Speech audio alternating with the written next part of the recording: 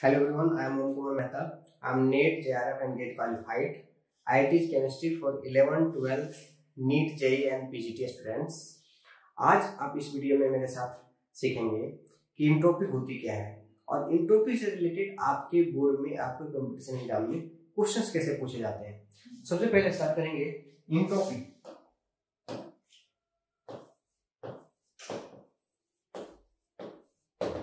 तो इंट्रोपी जो है it is a measure of randomness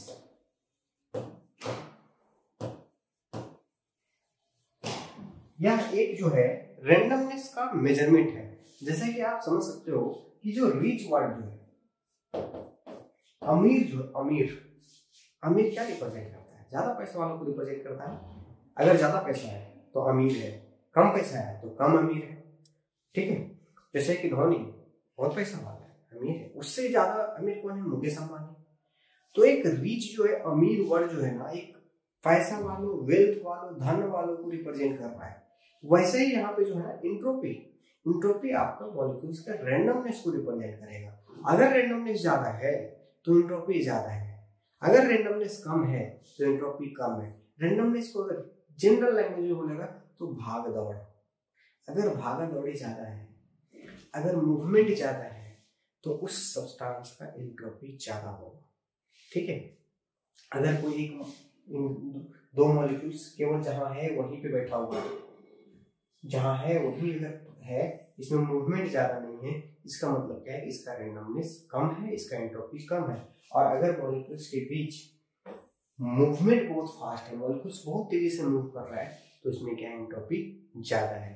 ठीक है, जैसे अगर इसको हम और डीप समझिए,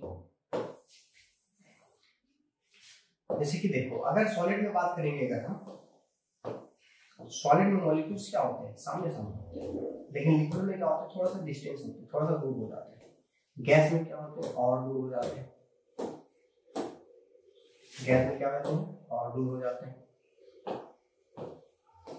तो देखो, इतना स्पेस है, इसमें इतना स्पेस है, इसमें इतना स्पेस है, तो ज्यादा स्पेस होने पे ज्यादा भागा दौड़ी होगा, ज्यादा मूवमेंट होगा, है ना। अब ज्यादा भागा दौड़ी होगा, ज्यादा मूवमेंट होगा, तो सीधी सी बात है रेंडमनेस उसका ज्यादा होगा। रेंडमनेस ज्यादा होगा तो एंट्रोपी ज्यादा होगा।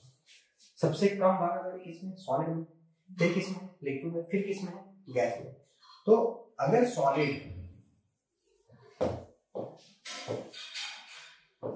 फिर लिक्विड की बात करें, फिर गैस की बात करें, तो रेंडमनेस जो है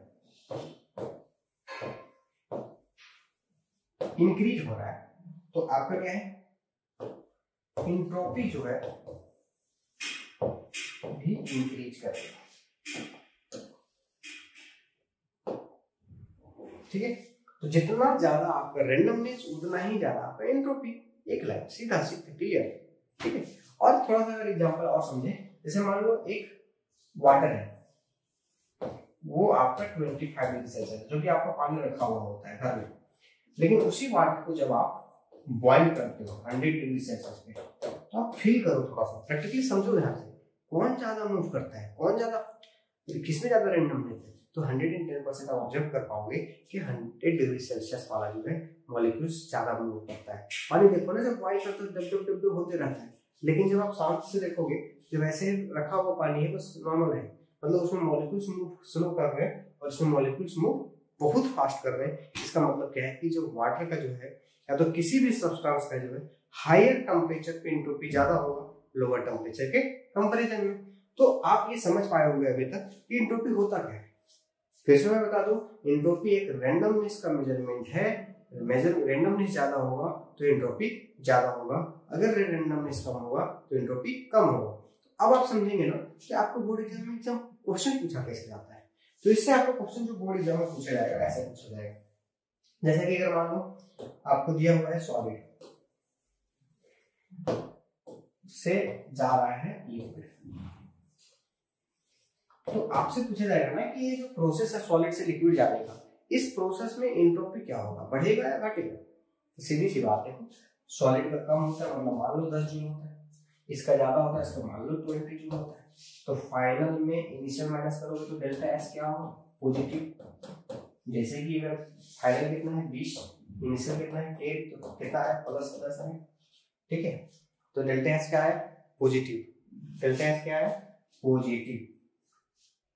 तो इसका मतलब क्या होगा, अगर एंट्रोपी बढ़ रहा है तो एंट्रोपी का परिवर्तन, एंट्रोपी का जो चेंज होगा वो क्या है पॉजिटिव। दूसरा अगर देखेंगे हम लिक्विड टू सॉलिड, तो इसका मान लो 20 जूल है, इसका कितना है जूल है 10 जूल है, तो फाइनल कितना है 10 माइनस इनिशियल कितना है 20 इक्वल टू -10। इसका मतलब क्या हुआ एंट्रोपी क्या है नेगेटिव। तो ये आपसे क्वेश्चन पूछा जाएगा, इतना दे दिया जाएगा आपको, डेल्टा एस पूछा जाएगा कि पॉजिटिव है या नेगेटिव, तो यहाँ पे क्या है नेगेटिव। अगर आगे और देखेंगे हम सॉलिड टू गैस, तो इसमें क्या होगा एंट्रोपी बढ़ रहा है, एंट्रोपी बढ़ रहा है इसलिए क्या हो जाएगा आपका पॉजिटिव। आगे अगर देखेंगे लिक्विड टू क्या जा रहा है गैस, तो डेल्टा एस क्या हो जाएगा आपका पॉजिटिव, क्यों क्योंकि बढ़ रहा है, ठीक है। लेकिन अगर गैस टू लिक्विड चलेगा तो क्या हो जाएगा इसमें हो जाएगा नेगेटिव। तो एक लाइन में जहां एंट्रोपी बढ़ रहा है वहां पे पॉजिटिव, जहां कम हो रहा है वहां नेगेटिव, दैट्स इट।